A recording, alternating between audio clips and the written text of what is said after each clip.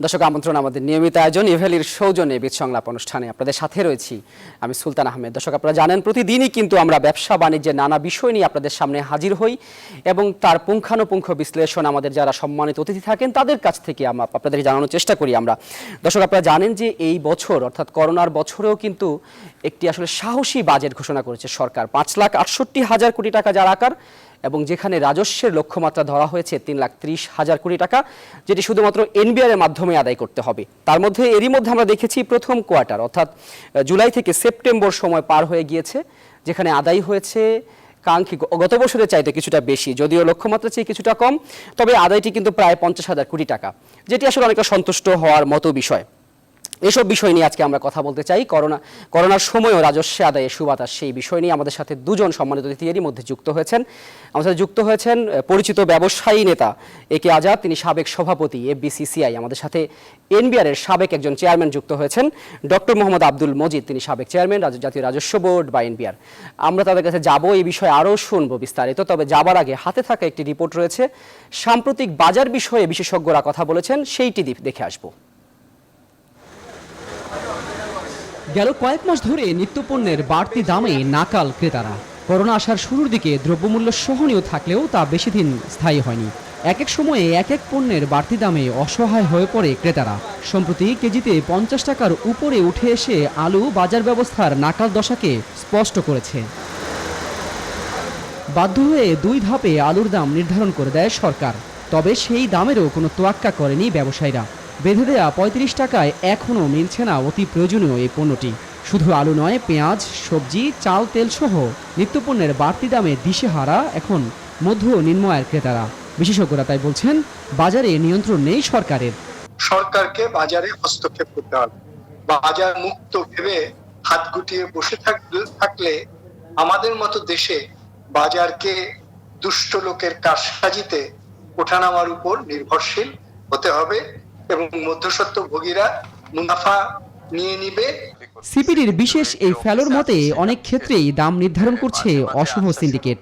ক্রেতাদের বাঁচাতে তাই তাদের নিয়ন্ত্রণের পরামর্শ এই বিশেষজ্ঞের। কিন্তু বাজারকে প্রভাবিত করার জন্য যখন নাকি উৎপাদকরা এবং সরবরাহকারীরা একত্রিত হয়, এই দুটোর মধ্যে যে পার্থক্য নিরূপণ করা, এটাই সিন্ডিকেশন। সেইটার দিকেও নজর রাখতে হবে। অযাচিতভাবে প্রভাবান্বিত করছে কিনা সেটার নজর রাখতে হবে। অবশ্য বাজার নিয়ন্ত্রণে মাঝে মাঝে দেখা যায় মোবাইল কোর্ট বসিয়ে জরিমানা করতে। বিশ্বব্যাংক ঢাকা কার্যালয়ের সাবেক প্রধান অর্থনীতিবিদ ডক্টর জাহিদ হোসেনের মতে এই প্রক্রিয়ায় নিয়ন্ত্রণ সম্ভব নয়। যারা এর গোড়ায় আছেন তাদেরকে যদি আপনি চিহ্নিত করতে না পারেন, তাহলে শুধুমাত্র এই বাজার মনিটরিং করে বা বিভিন্ন সময়ে মোবাইল কোড পাঠিয়ে দিয়ে খুচরা বিক্রেতাদের বা পাইকারি বিক্রেতাদের ফাইন করে এই সমস্যার কোনো দীর্ঘমেয়াদী বা স্থায়ী কোনো সমাধান হবে না। এছাড়া বিভিন্ন ধাপে ব্যবসায়ীরা কে কতটুকু লাভ করবে তার সুস্পষ্ট নির্দেশনা বাস্তবায়ন জরুরি বলেও মত তাদের। সুলতান আহমেদ, নিউজ 24, ঢাকা। দর্শক, যেটি বলছিলাম যে রাজস্ব আদায়ে সুবাতাস বইছে। গেল 3 মাসে কিন্তু আমরা দেখেছি রাজস্ব আদায় হয়েছে, যদি একদম এক্সাক্ট ফিগারটি বলি, 49,989 কোটি টাকা, যেটি গত অর্থ বছরে এই সময়ে 3 মাস আদায় হয়েছিল 48,017 কোটি টাকা, অর্থাৎ প্রায় 2,000 কোটি টাকা বেশি আদায় হয়েছে, যদিও লক্ষ্যমাত্রা আরও বেশি। আমরা শুরুতে যেতে চাই একে আজাদ আপনার কাছে। আপনি অবশ্যই লক্ষ্য করছেন গেল কয়েক মাস ধরে কিন্তু করোনার প্রভাবে ব্যবসা বাণিজ্যে যে স্থবিরতা ছিল সেটি আমরা গেল 2-1 মাস ধরে দেখতে পাচ্ছি কেটে যাওয়ার একটি পূর্বাভাস, বিশেষ করে রেমিটেন্স এবং আপনারা যারা রপ্তানি করেন সেই রপ্তানিতেও কিন্তু সুবাতাস বইছে। সব মিলিয়ে যেটি একটি ইন্ডিকেটর ছিল, যেটি রাজস্ব আয়, সেটি আসলে কমে গিয়েছিল, সেটি চিন্তার জায়গা ছিল, সেটিও আমরা দেখতে পাচ্ছি ধীরে ধীরে বাড়তে শুরু করেছে। কিভাবে মূল্যায়ন করবেন বিষয়টিকে?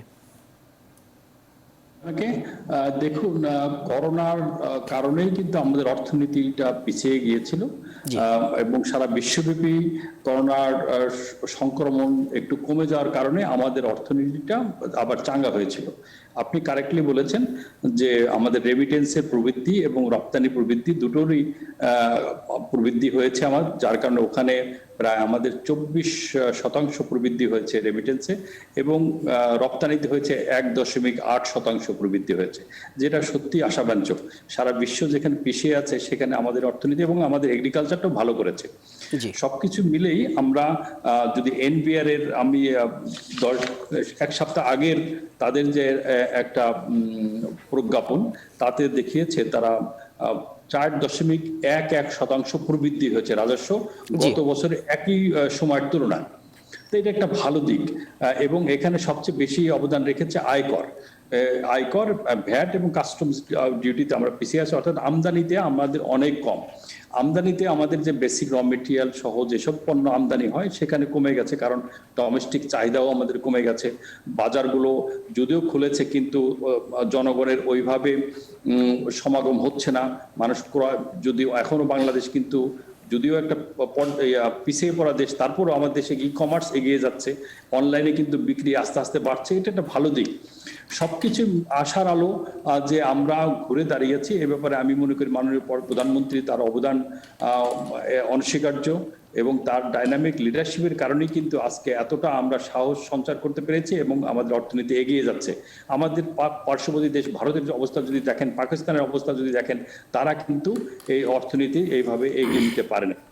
তো আমাদের আজকে রপ্তানিমুখী শিল্পের পিছনে মাননীয় প্রধানমন্ত্রী যদি সাহসী ভূমিকা না নিয়ে ওই সময় খুলে দেওয়ার সিদ্ধান্ত না দিতেন, তাহলে কিন্তু আজকে আমরা অর্থনীতিভাবে এতটুকু এগোতে পারতাম না। পাশাপাশি আমাদের যে অর্ডারগুলো ক্যান্সেল হয়ে গেছিল এবং যেগুলো স্থগিত হয়েছিল সেগুলো আমরা সরবরাহ করতে পারতাম না। অনেকগুলো কারখানা একেবারে পার্মানেন্টলি বন্ধ হয়ে যেত, অনেক ব্যাংক, ইন্স্যুরেন্স কোম্পানিও কিন্তু হারিয়ে যেত। তো এইটার কারণেই আজকে অর্থনীতি ঘুরে দাঁড়িয়েছে। তবে আমি মনে করি সামনের দিকে, যেহেতু ভ্যাকসিন আমরা ভেবেছিলাম জানুয়ারি বা ডিসেম্বরের দিকে ভ্যাকসিনটা আমরা পাবো, কিন্তু সেটা আবার পিছিয়ে যাচ্ছে। যেমন আমেরিকার ওদের যে চিফ মেডিকেল ডাইরেক্টর তিনি বলেছেন এটা এপ্রিলের আগে আমেরিকার থেকে দিতে পারবে না। চায়নাও চিন্তা করছে জানুয়ারি ফেব্রুয়ারির দিকে তাদেরটা হয়ে যাবে, এবং অক্সফোর্ডও এখনো কোনো সিদ্ধান্ত আসতে পারেনি। সবকিছু মিলেই যদি এখন ইউরোপে আবার এর প্রভাব বেশ বেড়েছে, বিশেষ করে ইটালি, ফ্রান্স এবং জার্মানি, আমাদের মূল ক্রেতা যেসব দেশগুলো, সেসব দেশে আবার লকডাউন না হলেও মানুষের সমাগম কম হচ্ছে, ইউকেতে কম হচ্ছে। এর প্রভাব কিন্তু আমার 2 মাস পরে 3 মাস পর আমাদের ইকোনমিতে পড়তে পারে। তবে সেই ক্ষেত্রে আমরা আমাদের অর্থনীতি যেভাবে এগিয়েছে, এর মধ্যে বড় শিল্পের অবদান সবচেয়ে বেশি, কিন্তু ক্ষুদ্র এবং মাঝারি শিল্প যারা যে আঘাত পেয়েছে করোনার কারণে, তারা কিন্তু আমাদের স্টিমুলাস প্যাকেজ অর্থাৎ গভর্নমেন্ট প্রণোদিত যে প্যাকেজ, তার সাপোর্ট পায়নি এবং ব্যাংকগুলো এগিয়ে আসেনি। আমি মনে করি তাদেরকে যদি একটা সাপোর্ট দেওয়া যায়, তাহলে কিন্তু আমাদের অর্থনীতি আরো বেটার করবে। জনাব আজাদ, আপনাকে অসংখ্য ধন্যবাদ। আপনি পুরো বিষয়টি সার্বিক একটি চিত্র তুলে ধরলেন। যে হিসেবটি আপনি দিলেন সেটি হচ্ছে যা এসএমই ব্যবসায়ী, তাদের জন্য সরকার 20,000 কোটি টাকার যে প্রণোদনা প্যাকেজ ঘোষণা করেছিলেন, তার মাত্র 20% বাস্তবায়ন হয়েছে সবশেষ হিসেবে। অর্থাৎ এই সেক্টরে কিন্তু অনেকেই ব্যবসা ছেড়ে দিচ্ছেন, অনেকেই চলে যাচ্ছেন, অনেকে আসলে ছিটকে পড়ছেন ব্যবসা থেকে, যেটি আপনি বললেন। এর পাশাপাশি কিন্তু ইউরোপের যে বাজারের কথা আপনি বললেন, সেখানে রপ্তানিতে আসলে নেতিবাচক প্রভাব তৈরি হতে শুরু করেছে। তার মানে কিন্তু স্বাভাবিকভাবে রাজস্ব আদায়ও ঘাটতি পড়তে পারে, অর্থাৎ এটি একটি আশঙ্কার জায়গা। তবে এই বিষয়ে আমরা আরও জানতে চাই, ডক্টর মোহাম্মদ আব্দুল মজিদ, আপনার কাছে একটু ফিরতে চাই। আমরা দেখলাম যে গত 3 মাসে প্রায় 50,000 কোটি টাকা আদায় হয়েছে, যদিও লক্ষ্যমাত্রা 63,000 কোটি টাকা। আপনি কিভাবে দেখছেন বিষয়টিকে? আদায়টি কি যথার্থ রয়েছে, নাকি আরও বেশি আদায়ের সুযোগ রয়েছে? ধন্যবাদ। প্রথমেই আমি মনে করি আমাদের ইতিবাচক দুটি অগ্রগতি। একটা হচ্ছে যে অর্থনীতি ঘুরে দাঁড়াচ্ছে, এটা ক্রমান্বয়ে, এবং জনাব আজাদ যেভাবে বলেছেন বেশ কিছু সুফল আমরা পাচ্ছি। আমাদের ইতিপূর্বে সরকারের গৃহীত, মাননীয় প্রধানমন্ত্রীর গৃহীত বেশ কিছু সিদ্ধান্তের আলোকে এটা ঠিক আছে, অর্থনীতি ঘুরে দাঁড়াচ্ছে। তবে এরা আরো বেশি ঘুরে দাঁড়াতে হবে। কিছু সমস্যার কথা তিনি বলেছেন, সামনে সতর্ক থাকতে হবে, এটা ঠিক আছে। কিন্তু রেভিনিউ আর্নিং এর ক্ষেত্রে যে বিষয়টা, সেটা হচ্ছে এটা বলা যাবে না সরাসরি যে এই অর্থনীতি এখনই ঘুরে দাঁড়িয়েছে বলেই আমার রেভিনিউ আর্ন হচ্ছে, বেশি হচ্ছে।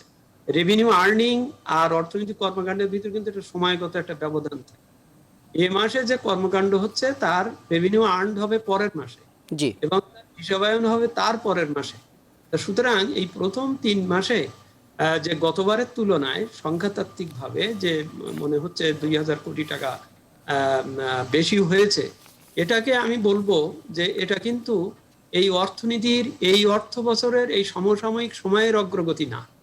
এটা হচ্ছে যে গত অর্থ বছরের শেষের 2 মাস মে এবং জুন, যে সময় সাধারণত আমাদের রেভিনিউটা পিক আপ করে, জি। সকলে তার সারা সবচেয়ে বেশি বছরের আদায় হয় যে সময়। দিয়ে থাকেন, সেই সময়টাই কিন্তু আমাদের করোনার সাম্প্রতিককালের পিক পিরিয়ড ছিল। তো থাকাতে অনেকে সেই সময় হিসাব কিতাব কষে রেভিনিউ দেওয়ার মতন, ট্যাক্স দেওয়ার মতন সেই সুযোগ হয়তো অনেকে পান। তারাই হয়তো এসে এই জুলাই মাসে বা আগস্ট মাসে ওইগুলো দেওয়ার সঙ্গে, যেমন উনি বললেন যে আয়কর বেড়েছে, তার মানে কি? এটা হচ্ছে গত অর্থ বছরের যে আয়করের যে বিষয়টা ছিল বা যার ছিল সেইটার আর কি। তো সুতরাং এটা বেড়েছে। তবু আমি মনে করি এটা একটা ইতিবাচক দিক যে রেভিনিউ আসছে, কারণ আমার রেভিনিউটা আসাটা দরকার, রেভিনিউ হতে হবে, আসতে হবে। আপনি ইয়ার টু ইয়ার গ্রোথ হয়েছে 4%, এটাও খুব বেশি না, কারণ গত বছরও সাধারণত বছরের শুরু 3 মাসে বা 4-5 মাসে কিন্তু গ্রোথটা এইরকমই থাকে, 3-4-4-5 এইরকম। আলটিমেটলি বছরের শেষে যে হয়তো 16-17 হয় বা 19 হয়, যাই হোক। তো যা হোক, এটা ঠিক যে আমাদের রেভিনিউ আর্নিং এর কাজ রেভিনিউ আর্নিং এর মতো চলছে। পুরনো টাকা হোক আর নতুন টাকা হোক, রেভিনিউ নিচ্ছেন। এই প্রসেসটাই, এই প্রয়াস তাদের অব্যাহত থাকবে বা রাখতে হবে। তবে আবার বলি, ওই যে অর্থনীতির থেকেই কিন্তু রেভিনিউটা আসবে। সেই অর্থনীতি সুস্থ থাকার ব্যাপারটা খুব জরুরি, এবং সেই অর্থনীতিটা কর্মশীল থাকা জরুরি। আমার মার্কেট ডিমান্ড তৈরি হওয়া দরকার। মার্কেট ডিমান্ড তৈরি হলে মানুষ কেনাবেচা করলেই না তখন আমি ভ্যাট পাবো, এবং ওই দোকানদারের আয় হবে, আমি সেখান থেকে আয়কর পাবো। সুতরাং আমাদের সকলের প্রত্যাশা থাকবে, দোয়া থাকবে এই অর্থে যে অর্থনীতি যেন তার এই সমস্ত করোনার এই যে যেসব প্রভাব, খারাপ প্রভাব, সেই প্রভাবকে এড়িয়ে বাঁচিয়ে আঁচিয়ে যেন সে চলতে পারে, সে থাকতে পারে। সেই জন্যই আমরা আমাদের রপ্তানিতে যে বৃদ্ধি হচ্ছে, এটার দ্বারা আমরা ইনডাইরেক্টলি অনেকে পাচ্ছি, সরাসরি হয়তো আমদানি শুল্ক পাচ্ছি না, মানে অন্য শুল্ক পাচ্ছি না, কিন্তু আমার অর্থনীতির কিন্তু একটা চলনশীলতার মধ্যে আসছে, রাইট। সুতরাং সেই আমদানি শিল্প, সেটা এই রপ্তানি শিল্প, এটা প্রবৃদ্ধি থাকুক, প্রবৃদ্ধির পথে থাকুক, সমর্থ থাকুক। কারণ এটা বুঝতে হবে, সামনে 25শে ডিসেম্বর যে বড়দিন উপলক্ষে কিন্তু আপনার এই সমস্ত বিশ্বব্যাপী যে বড় বাজার বিপণন সবকিছু হয়ে থাকে। বড়দিনের ওই বড় বাজারের ব্যাপারে যখন থেকে অর্ডারটা দিতেন তারা, সেই সময় করোনা যেমন ছিল, এখনো করোনা যেহেতু আবার বাড়ছে, সুতরাং এখানে আমার রপ্তানি বাণিজ্যে একটা টানাপোড়েন অবশ্যই হবে। তবে সাধারণত 1 মাস 2 মাসের এরকম একটা জিনিসের উপরে আমি বসে থাকি না। আমাকে এটা চলনশীল রাখতে হবে এবং ভবিষ্যতে এটার অগ্রগতি হবে। আমরা দেখতে পাচ্ছি যে ভ্যাট আদায়ে প্রবৃদ্ধি হয়েছে মাত্র 1.19%। অর্থাৎ এটি কি এই ইঙ্গিত দেয় কিনা যে দেশের অভ্যন্তরীণ বাজারের যে লেনদেন সেটি এখনো স্বাভাবিক হয়নি? আমরা দেখতে পাচ্ছি যে সব মার্কেট বা সব অফিস আদালত সবকিছু স্বাভাবিক গতিতে চলছে। না, ওই যে আমি ওইটাই বললাম তো, যে এটা কিন্তু 2 মাস, মিনিমাম 2 মাসের ডিফারেন্স থাকে সময়টার। এই যে এখন আপনি যেটা দেখছেন দোকানপাট ভালো খোলা আছে, যদি মনে করেন এর ভ্যাট পাবো আমি পরের মাসে, ওইটার হিসাব আসবে পরে। আপনি এনবিআর এর শুধু ফিগারকে সামনাসামনি দেখে অর্থনীতি সম্বন্ধে ইতিবাচক না নেতিবাচক মন্তব্য করা ঠিক না। কারণ এনবিআর এর এই ফিগারও হচ্ছে কিন্তু পে অর্ডার পেয়েছে, পে অর্ডারটা জমা হতে হবে। জমা হয়ে বাংলাদেশ ব্যাংকের হিসাবে যখন আসবে, তখন আমি বলতে পারবো যে হ্যাঁ, এটা একটা পুষ্টিকর আমার উপাদান এসেছে, আমি পেয়েছি। সুতরাং এটা একটা সময়ের যে ব্যাপারটা আছে, সেটার দিকে লক্ষ্য রাখতে হবে। আমরা এর ফল পাবো। এই যে এখন আপনি যেটা বলছেন অগ্রগতি হচ্ছে বাজারে। আমরা আরেকটি বিষয় দেখি যে আমরা সাম্প্রতিক সময় দেখলাম দেশের নামকরা অনেক ব্র্যান্ড তারা আসলে দিনের পর দিন ভ্যাট ফাঁকি দিয়ে যাচ্ছে, এবং এটি কিন্তু নতুন কোনো বিষয় নয়, এটি সবসময়ই সংবাদ মাধ্যমে আসছে। এটি শুল্ক গোয়েন্দারা মাঝে মাঝে অভিযান করে এমন বিষয়গুলো বের করে নিয়ে আসছে, এবং বাজারে ভ্যাট যে দিচ্ছে, এই ভ্যাট আদায় প্রক্রিয়াটা কি করোনার জন্য কোনোভাবে বাধাগ্রস্ত হচ্ছে কিনা, এই করোনার সুযোগে কি আসলে কেউ ভ্যাট ফাঁকি দেওয়াতে ব্যস্ত হয়ে পড়েছে কিনা, কি মনে করেন আব্দুল মজিদ আপনি? না, ভ্যাট ফাঁকির সাথে করোনার সম্পর্কের বিষয় না। করোনা হচ্ছে যে সে ব্যবসা বাণিজ্য করতে পারছে কিনা, দোকান খুলে রাখতে পারছে কিনা, এইটাই হচ্ছে ভ্যাটের প্রভাবের বিষয়, ভ্যাটের ব্যাপার। কিন্তু ফাঁকি দেওয়ার বিষয়টি এটা একটি সনাতন আপনার অন্য বিষয়, যে সব তথ্য দেখানো হলো না, সব তথ্য নেওয়া হলো না, সবাই কাভারে আসলেন না, সেই বিষয়টা, এই বিষয়টা আগেও ছিল, এখন আছে, ভবিষ্যতেও থাকবে। যাতে এটা কমিয়ে আনা যায়, সেই জন্যই যে এনবিআর যে ভ্যাটের যে নতুন যে প্রবর্তন আইন করেছে, অনলাইন করার যে প্রয়াস বা যেগুলো চেষ্টা, সেই সব সংস্কার কাজগুলোকে অবশ্যই অবশ্যই দ্রুততার সাথে এগিয়ে নিতে হবে। তা না নিয়ে নইলে শুধু এই একটার সাথে একটাকে পারস্পরিক সীমাবদ্ধতার কথা বলে, হ্যাঁ, রেভিনিউ ভাগী হয়ে যাচ্ছে, আর এ হচ্ছে, এটা ঠিক না। কারণ এটা যত বেশি স্ট্রেস দেওয়া হবে, তত বেশি ব্যবসায়ীরাও এটা ভিন্ন ধরনের মেসেজ পাবেন। সুতরাং আমাকে খুব সহনশীল, এটা সুন্দর মানে সিস্টেম, স্বয়ংক্রিয় সিস্টেম আমাকে চালুর পথে থাকতে হবে, সেই প্রয়াসটা থাকতে হবে। সেই সিস্টেমটি আমরা আসলে গত কয়েক বছরে কেন করতে পারিনি, কেন এখন পর্যন্ত ইসিআর মেশিনের ব্যবহার সব ক্ষেত্রে নেই, এইসব বিষয়ে আমরা বিস্তারিত শুনবো। পাশাপাশি আপনি যেমনটি বললেন যে সামনে বড়দিনকে ঘিরে বড় বাজার, বড় রপ্তানি হবে, সেটিও রয়েছে, সেই বিষয়ে আমরা প্রস্তুতি শুনবো ব্যবসায়ীদের। তবে দর্শক, ছোট্ট একটি বিরতির পরে আপনারা দেখছেন ইভেলির সৌজন্যে আমাদের নিয়মিত আয়োজন বীজ সংলাপ, সাথেই থাকুন, ফিরছে একটি ছোট্ট বিরতির পরে।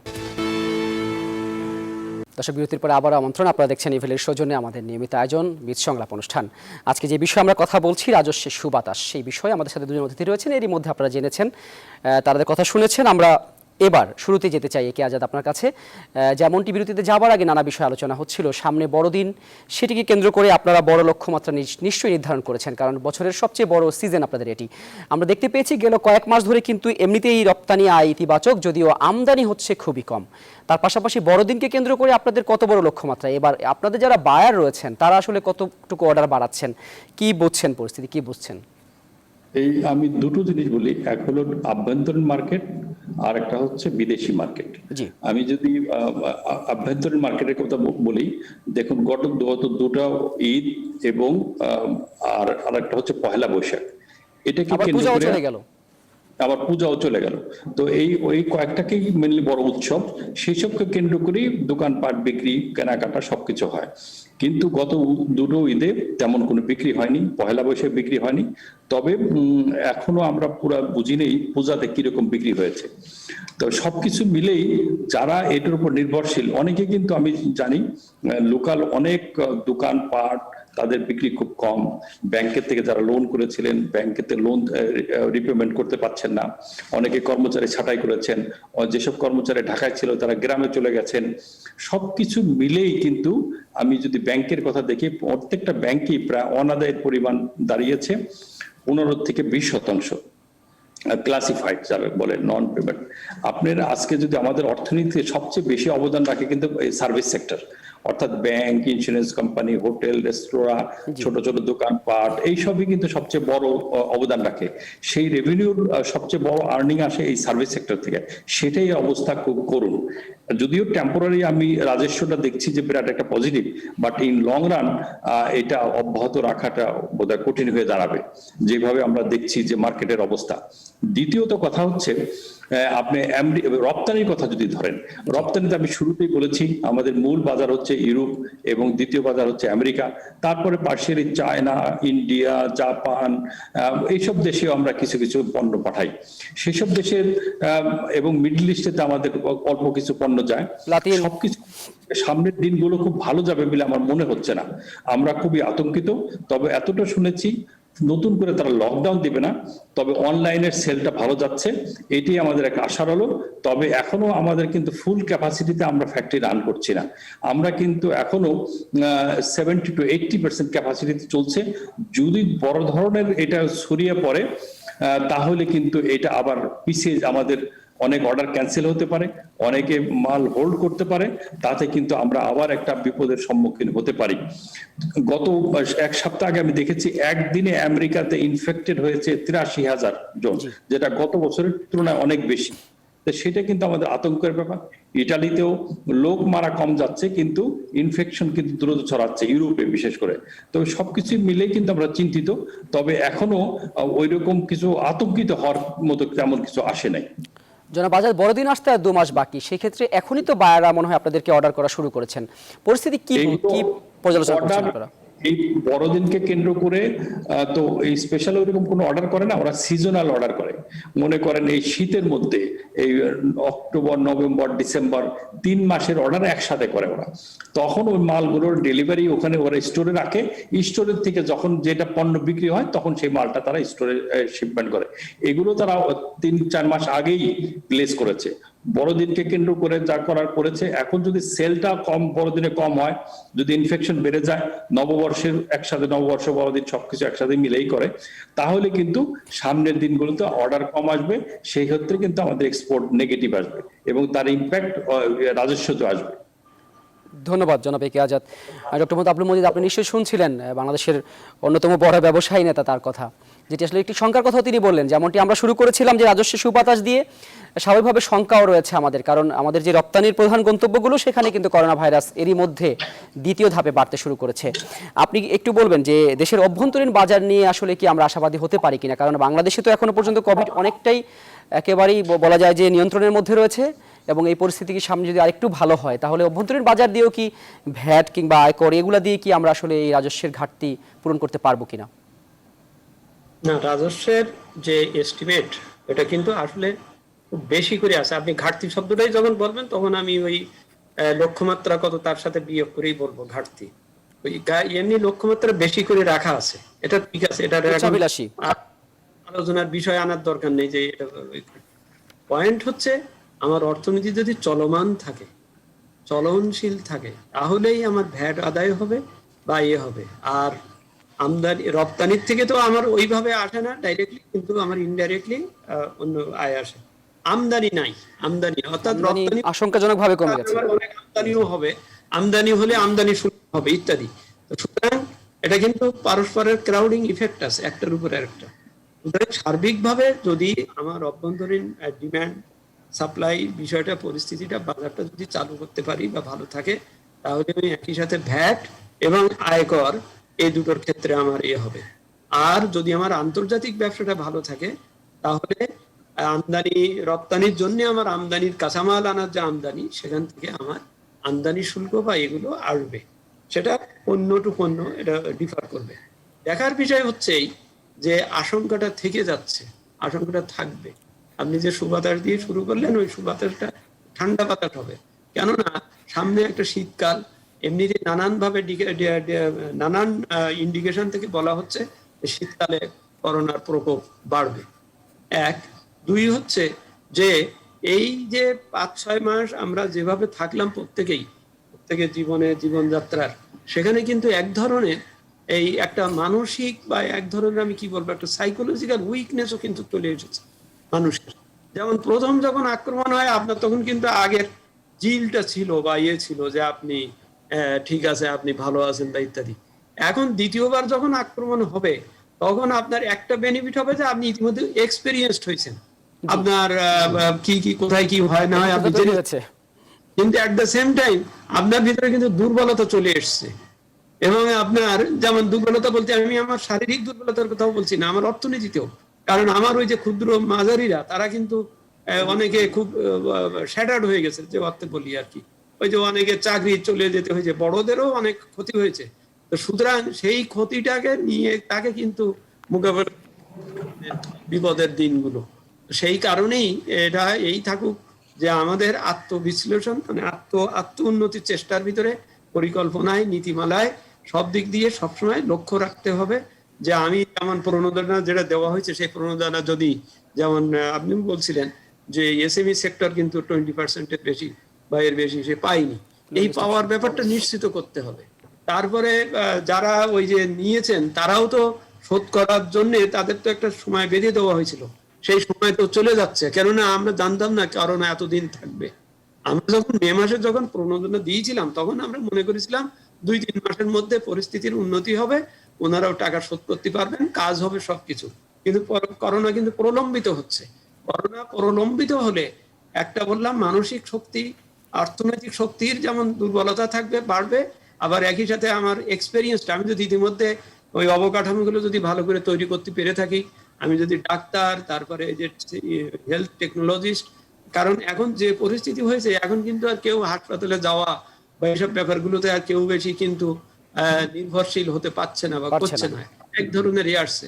সুতরাং এখানে এটা ওখানেও একটু খুব আধুনিক বা যথেষ্ট কমিটেড কিছু অগ্রগতি থাকতে রাখতে হবে। তা না হলে অবশ্যই জনাব আব্দুল মজিদ, আপনাকে অসংখ্য দেখা যাবে ধন্যবাদ যে দিচ্ছি। এই আমাদের মুহূর্তে আমরা একটি ছোট্ট বিরতিতে যাব, তবে সেই বিরতি থেকে এসে যেটি আসলে রাজস্ব আদায়ে দেশের অভ্যন্তরীণ যে কথাটি বারবার ঘুরে ফিরে আসে, যে আমরা শহর কেন্দ্রিক রাজস্বকে ফোকাস করে থাকি, দেশের বিভিন্ন জেলাগুলোতেও এখন কিন্তু মানুষের কর দেওয়ার সক্ষমতা বাড়ছে, তবে রাজস্ব বোর্ডের সক্ষমতার অভাবে কিন্তু সেই কর আদায় অনেক ক্ষেত্রেই সম্ভব হচ্ছে না।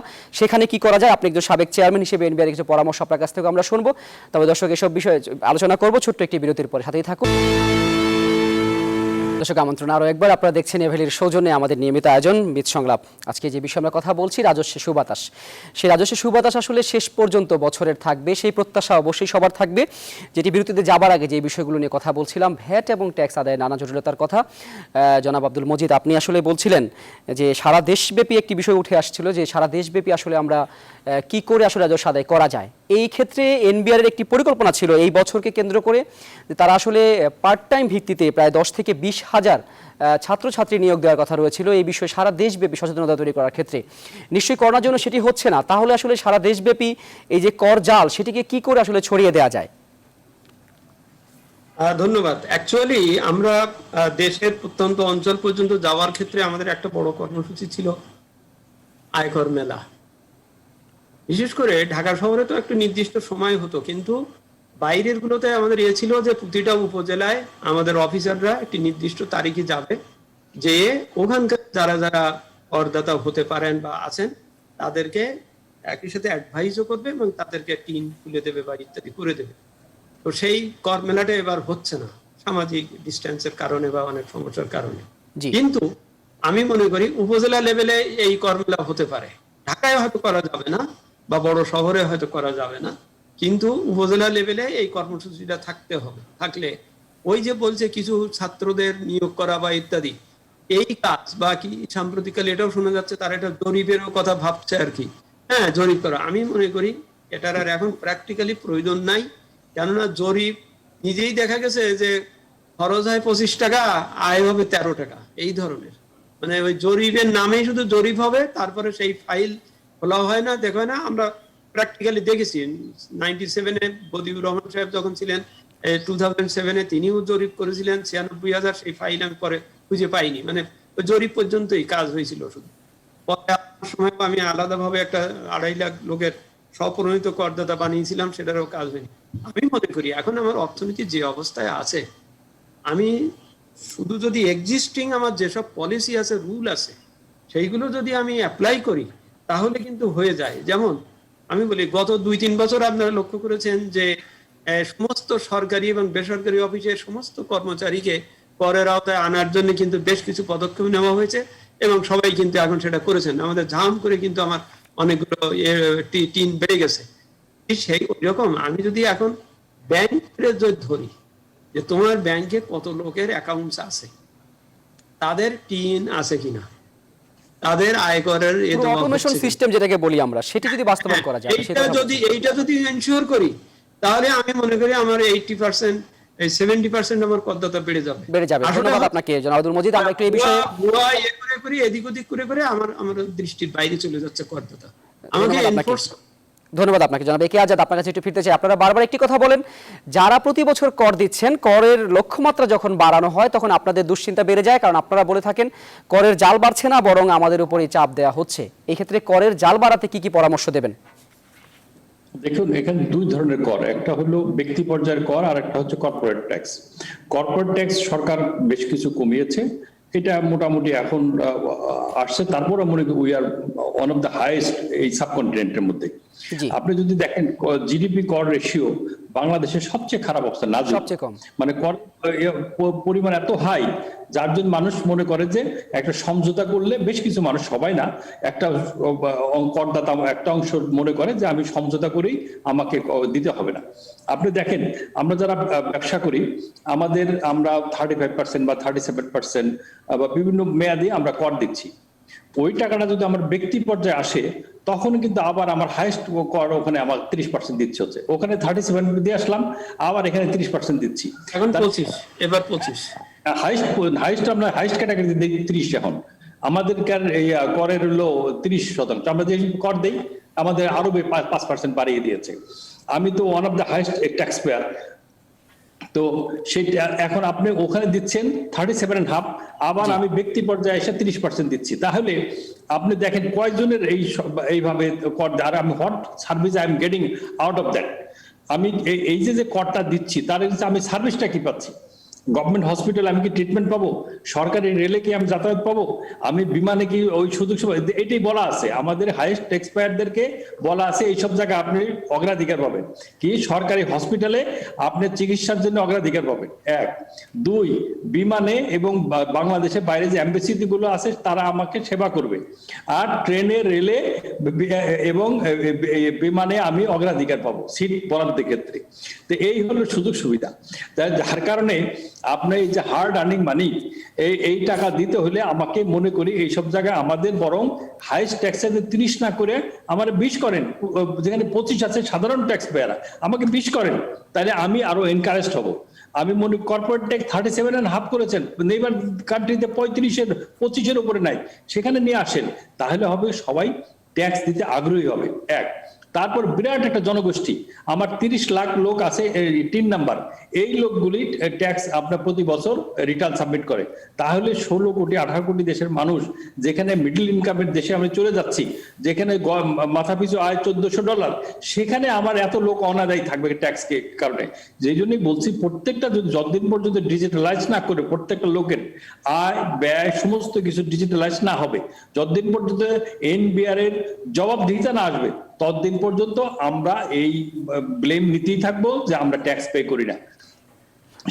আপনাকে অসংখ্য ধন্যবাদ। আমরা এই বিষয়ে খুব ছোট করে আমরা একদম অনুষ্ঠানের শেষ পর্যায়ে চলে এসেছি, খুব অল্প করে একটু বলবেন এই যে অভিযোগগুলো করলেন একে আজাদ, সেই ক্ষেত্রে আসলে এনবিআর এর যারা এখন রয়েছেন, আপনি একজন সাবেক সফল চেয়ারম্যান, আপনি একটু পরামর্শ দেবেন কি কি করলে পরে আসলে করের জাল বাড়ানো যায়?